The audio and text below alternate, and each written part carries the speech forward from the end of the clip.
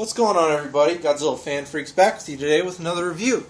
And today we are going to be reviewing the Final Wars Bandai Creations Anguirus. Very nice figure. I'm not too much of a fan of Bandai Creations. I don't have too many BC figures. But I'm more fond of just normal Bandai, X Plus, and some of the others. But this figure is not bad nonetheless. To get straight onto it, sorry about mumbling, I just almost didn't know where to go, where I wanted to start with this figure. Anyway, detail and paint job on it is very nicely done. In Final Wars, was he grayish? Maybe it was just the lighting and when he was in Shanghai that made him look brown. But I guess, yeah, he was a grayish kind of color for his skin. And his, I don't know about his spikes and his horns and all that being that bright of a tan color. I'd have to watch Final Wars again. But I may be wrong, but I remember them just being a little darker brown. And detail and paint job on this guy is not bad at all.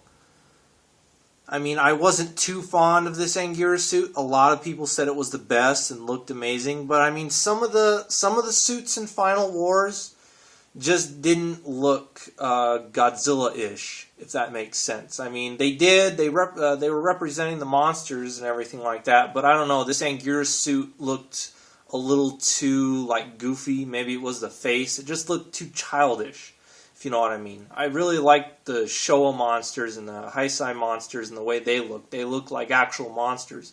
I want to say in Final Wars, a lot of the suits and everything like that, you could actually tell that they were suits. They weren't, they didn't look like the actual like real monsters. I mean, they were always suits, but in the older movies, they just looked more like, they were actually monsters. You can barely tell they were suits.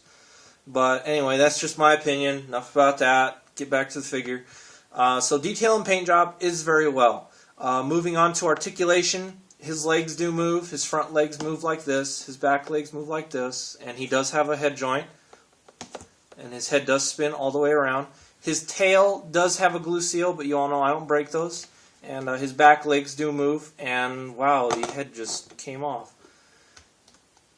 That's kind of lame. Okay, whatever. It just sticks back in there just as easy. I'm just going to go with it. I'm not even going to redo the review because of that. But the back legs are nice. Instead of him dragging his back feet, they kind of did mold his feet in a way to where they look like he's standing on them, which kind of makes him look like a frog kind of in that way.